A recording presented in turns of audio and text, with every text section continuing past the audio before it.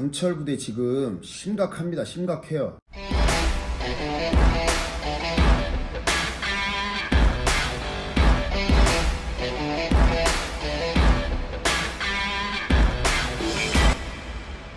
안녕하세요, ABC 코치입니다. 오늘 강철 부대 4화 리뷰를 한번 해보려고 합니다.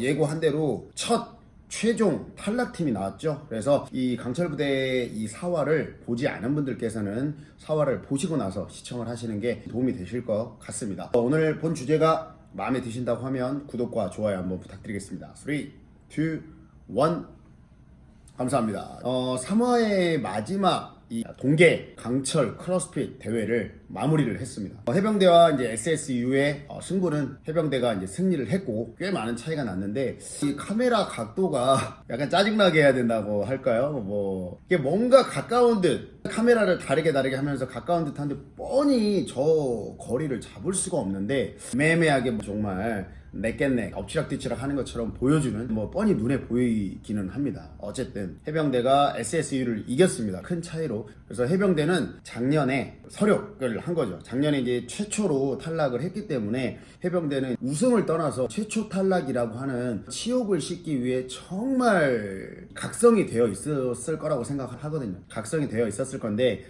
그 부분을 달성을 했어요. 첫 탈락 희생팀이 되지 않았습니다. 해병대 축하드립니다. 해병대 대원들 전투력 좋고 눈빛 좋고 아주 좋습니다. 이번 시즌 활약을 한번 좀 기대를 해보고요. 처음에 707과 정보사의 대결 여기 되게 긴장이 되더라고요. 정보사의 능력치라든지 또 707의 명불허전 707은 또 707이기 때문에 이번 시즌 각성까지 했잖아요. 저번 시즌에 우승을 못했다. 707 같은 곳은 사실 우승이 아니면 의미가 없다라고 그런 마음을 먹고 나올 정도로 707 대원들의 우수성은 이미 대한민국에 알려져 있는데 그와 상대에서 베일에 쌓여있는 정보사령부 HID 부대의 능력치를 좀 볼 수 있는 부분이었습니다. 자존심 대결이 있었죠. 그리고 지금 HID 같은 경우는 각종 커뮤니티에서 실망이다, 못한다, 악플이 되게 많아요. 그리고 워낙 베일에 쌓여있고 정보가 없었다 보니까 HID라고 하는 부대에 대한 환상이 또 심하거든요. 근데 중요한 거는 다 사람들입니다. 세상 살아가는 사람들이고요. 또 전역한 일반인들이에요. 전역한 일반인으로서 어떤 사람은 초등학교 선생님을 하고 어떤 사람은 트레이너를 하고 어쨌든 다 개인적인 자기의 직업을 갖고 살아가는 일반인, 돈가스집 하시는 분도 계시잖아요. 일반인이기 때문에 여기에서 이 4명한테 정보사령부의 모든 짐을 지어주면 안 돼요. 그거는 여러분들께서 좀 참고를 해주시고 저는 보면서 몇 가지 의아했던 포인트들이 있었습니다. 정보사가 이제 산을 많이 뛰잖아요. 산에서 훈련들을 많이 하고 707은 아무래도 특전사 출신들이기 때문에 특전사 여단에서 산악에서 하는 여러 가지 미션들을 하지만 실제적으로 707에 차출이 돼서 707 근무를 하면 여러 가지 보조 교육도 받겠지만 산보다는 대테러와 관련된 시가지 전투라든지 건물 진입 그리고 우리가 알 수 없는 특별한 임무들도 수행을 하고 또 VIP 경호 여러 가지 국가급의 대테러와 관련된 업무들을 많이 합니다. 근데 상대적으로 산악에서 하는 것들은 적겠죠. 근데 HID는 거의 육상 첩보 부대다 보니까 산악 쪽에서 훈련을 많이 한다라고 알려져 있고 산 뛰는 거는 그냥 맨날 하는 일이라 무장 급속 행군 이런 거 측정도 매번 하고 저희 HID 관장님께서 얘기하면 80년대 같은 경우는 진짜 말도 못하게 훈련을 빡세게 했더라고요. 근데 지금 나오신 분들이 다들 연령대가 높지 않잖아요. 정말 많으신 분들이 30 초반 그리고 대부분이 20대 이런 사람들이기 때문에 그때 훈련과 지금 훈련은 차이가 분명히 있을 수 있고 또 HID라고 하는 이 첩보 부대의 주 업무들이 좀 바뀌었다라고 들었어요. 그래서 우리가 이제 생각하는 것처럼 북파를 해가지고 정보를 수집하고 첩보를 수집하고 이런 거는 사실 지금 시점에는 거의 불가능한 얘기다라고 들리고 있습니다. 얘기가 어쨌든 정보사와 707의 대결이었는데 개인적으로는 정보사의 전략 전술이 좀 아쉬웠다고 얘기를 하고 싶습니다. 왜냐면 일단은 썰매 미는 거는 다른 게 없습니다. 기본 피지컬에서 나오는 체중과 근력 이것들이 바탕이 돼요. 그렇기 때문에 전체적으로 체중 이 4명의 체중을 합산을 했을 때 더 무거운 체중을 가진 팀이 훨씬 유리하게 돼요. 그래서 707 팀이 좀 더 피지컬이 좋고 그러다 보니까 앞서 나갔습니다. 근데 일단 더미까지 도착을 해가지고 한 명이 들 것을 가져오기 위해서 달리기를 하는데 HID에서 저는 그 이민권 대원이라고 육상 선출 그분이 나갈 줄 알았거든요. 근데 다른 분이 나가요. 다른 대원들도 다 체력이 좋겠죠. 근데 그 사람은 뭐 카디오에 대한 것들은 뭐 어마어마한 전력들이 있잖아요. 마라톤 풀코스를 2시간 30분대인가 40분대 뛴다고 하니까 그 사람을 달리기로 어떻게 이기겠습니까? 근데 그 사람이 왜 안 나갔을까? 저는 너무 의문이더라고요. 이동규 대원이 자신감 있어서 자기가 나간다고 할 수도 있었겠지만 개인적으로는 이민곤 대원이 나가서 정말 폭발적인 스피드 100m 전력 질주는 아니죠. 근데 어쨌든 잘 뛰는 사람들은요 뭘 해도 잘 뛰어요. 군장을 매든 오르막길이든 잘 뜁니다. 그렇기 때문에 왜 육산 선출을 내세우지 않고 이동규 대원이 나갔을까? 좀 저는 의아했어요.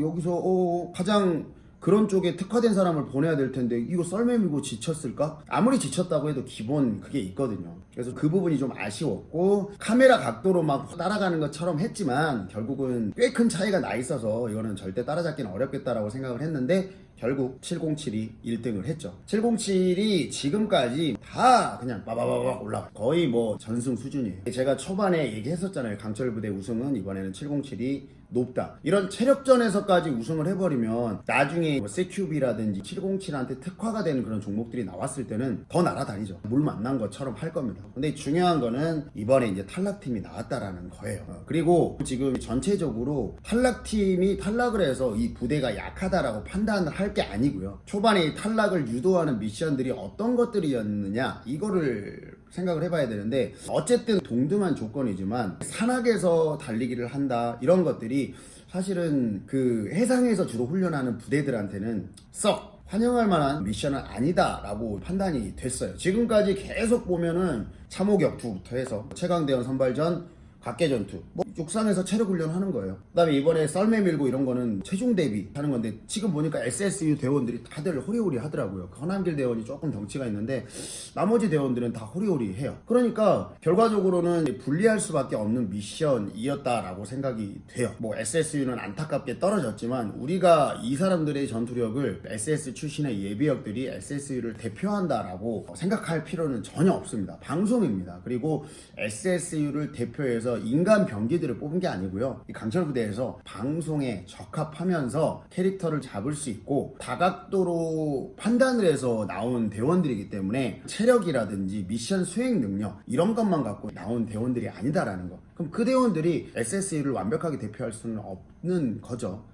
이런 부분을 여러분들께서 좀 참고를 해주시면 좋을 것 같아요. 안타깝게 떨어졌는데 예상을 할 수 있는 그런 부분이지 않았을까. 아무래도 뭐 수상에서 하는 미션이 없었고 만약에 이 첫 번째 탈락 미션이 수상에서 하는 미션이다 그럼 SSU가 떨어졌을까요? 절대 안 떨어지죠.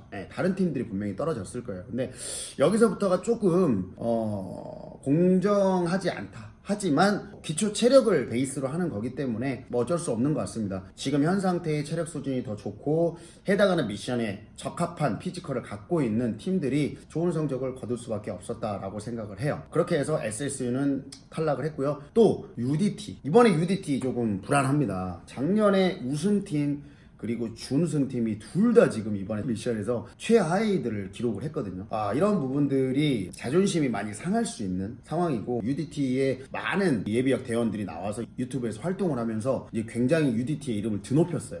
그래서 우수하고 대단한 인력들이 가 있는 특수부대다. 국가대표급 특수부대, 뭐 특전사 UDT 이거잖아요. 특전사 안에 707이 있고. 근데 지금 UDT가 자존심을 많이 구겼습니다. 이 다음 미션부터 어떤 식으로 흘러갈지 UDT 좀 각성해야 될 것 같고 긴장해야 될 것 같아요. 당연히 그 대원들이 UDT를 대표하는 대원들이라고 볼 수는 없겠지만 어쨌든 작년 우승팀 조금 어깨가 무거울 수 있습니다. 그리고 정보사가 또 707한테 져서 정보사 선배분들은 난리가 좀 났을 것 같아요. 굉장히 그런 게 심하다라고 들었거든요. 그래서 봉고차에다 실어가지고 두드러 팬다 이런 얘기들까지 나오고 있는데 아무래도 정보가 전혀 없었기 때문에 정말 미지에 쌓인 우리 어렸을 때 그 용이라는 것들을 본 적이 없는데 그런 신비에 쌓인 드라곤, 용처럼 뭔가 베일에 쌓여 있다 보니까 더 기대감이 높고 그런 부분인 거거든요. 근데 사실은 다 특수부대 체력 수준도 당연히 상위권에 있는 사람들은 엄청날 거예요. 비슷비슷할 겁니다.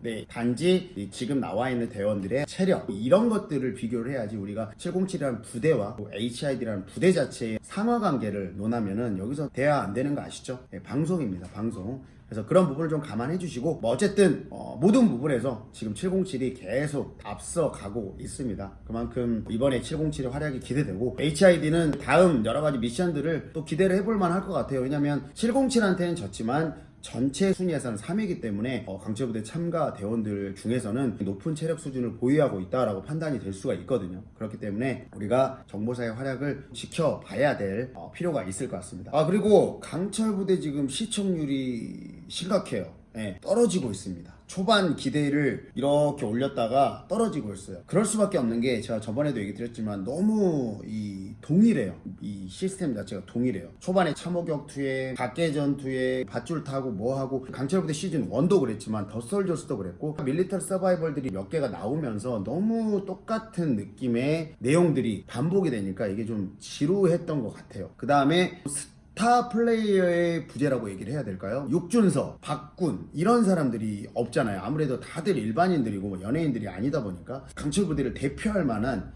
메인 캐릭터들이 지금 부재한 것 이런 것들도 사실은 큰 것 같아요. 그래서 시청률이 1, 2화까지는 4%대까지 올라갔다가 지금 3화에서 3.7이었는데 4화는 더 떨어졌어요. 3.3. 다음 사격 미션이 좀 더 나올지는 모르겠어요. 사격 같은 경우는 저는 굉장히 또 긴장감 넘치게 잘 봤는데 대중들은 정말 합니다. 뭔가 똑같은 포맷인데 눈이 안 가는 구조 그리고 사람이 너무 많고 이러다 보니까 바로 시청률로 나오는 게 아닌가. 3%대도 높은 거예요. 높은 거지만 최고 시청률이 7%대까지 갔었으니까 계속 올라갔으면 올라갔지 내려가지는 않았었거든요. 내려가는 거는 끝물에 강철부대 제작진들이 갑자기 강철 좀비 부대를 만들면서 끝물에 내려갔던 부분은 좀 있지만 그리고 팀들이 많이 탈락하고 나서 내려간 건 있었지만 시작인데 내리막 태클을 타는 거는 지금 조금 좋지 않습니다.